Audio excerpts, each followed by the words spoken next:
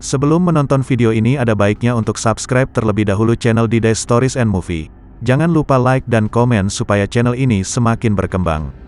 Kultus Iblis merupakan sebuah film horor terbaru yang akan ditayangkan pada tanggal 2 November tahun 2023 di berbagai bioskop Indonesia termasuk bioskop CGV. Film ini disutradarai oleh Bobby Prasetyo, seorang sutradara yang kerap menggarap berbagai film di antaranya Pamali Dusun Pocong, Pamali, Dear Stranger, Eyang Putri dan masih banyak lagi.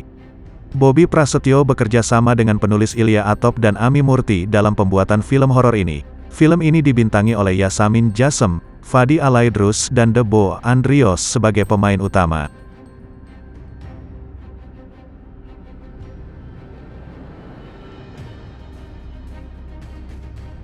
Sinopsis film Kultus Iblis menceritakan tentang kisah kakak beradik yang bernama Naya dan Raka. Suatu hari sang ayah meninggal dengan cara yang mengerikan. Namun anehnya saat menuju proses pemakaman, jenazah sang ayah tiba-tiba menghilang secara misterius. Mengetahui kenyataan itu Naya dan Raka syok, mereka hampir tidak mempercayainya ditambah fakta bahwa sang ayah meninggal secara tragis dan mengerikan. Mereka akhirnya memutuskan untuk pergi ke kampung halaman ayahnya.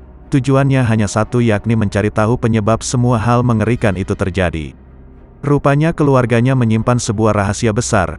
Rahasia itulah yang menjadi sebab ayahnya meninggal secara mengerikan. Di tengah pencarian rahasia keluarga tersebut, Naya dan Raka justru terjebak di desa kampung halaman ayah yang sangat berbahaya dan penuh dengan teror mengerikan.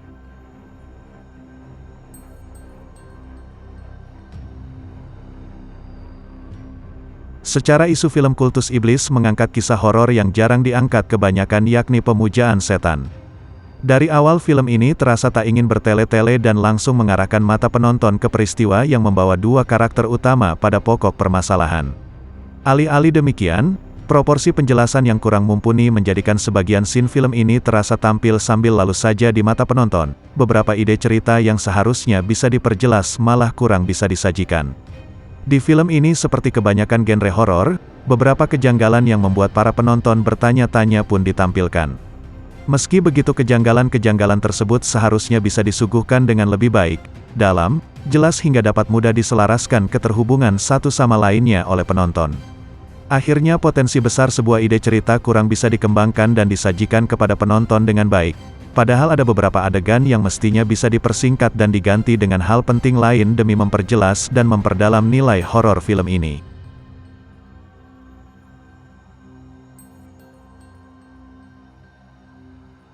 Soal akting bisa dibilang Yasamin Jasem menjadi pemeran paling menonjol di film Kultus Iblis. Bukan cuma karena tuntutan sebagai pemeran utama, namun aktingnya sebagai karakter Naya benar-benar memberikan gambaran tentang seorang yang tak ingin mengambil resiko. Namun ketika sudah tepat di depan matanya, ia berubah menjadi pemberani, tak mudah takut tanpa kehilangan sisi feminim sebagai wanita. Kehebatan Yasamin berakting seperti mengharuskan seorang Fadi Alaidrus yang juga pemeran utama untuk meningkatkan lagi kebolehannya di dunia peran. Saat disandingkan sinar Fadi seolah dimonopoli secara tidak langsung oleh Yasamin di hampir semua scene. Sedangkan Alit Aryani Willems yang memerankan karakter Mbak Jimah sebagai antagonis masih kurang mampu memberikan kesan mencekam di setiap kehadirannya bersama Naya dan Raka.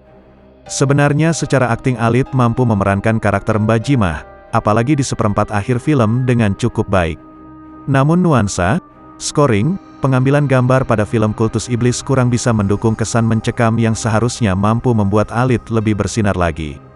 Hal ini yang hampir menghabiskan setengah porsi dari jalan cerita, yang membuat pengalaman menonton film horor jadi berkurang karena sang antagonis pun kurang bisa ditonjolkan.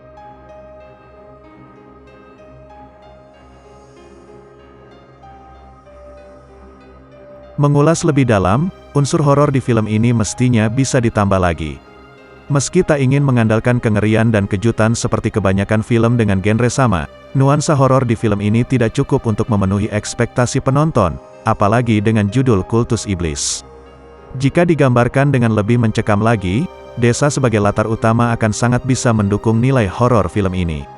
Elemen rumah, pekarangan, tumbuhan dan warga di dalam desa seharusnya bisa lebih mudah menggugah imajinasi penonton tentang sebuah tempat pemujaan iblis dilakukan. Dua tempat yang mampu membuat penonton yakin bahwa desa itu merupakan tempat pemujaan iblis adalah hutan dan goa. Bahkan rumah Mbah Jimah saja kurang bisa menggambarkan kediaman tokoh penting dalam pemujaan iblis. Itulah sedikit review tentang film Kultus Iblis.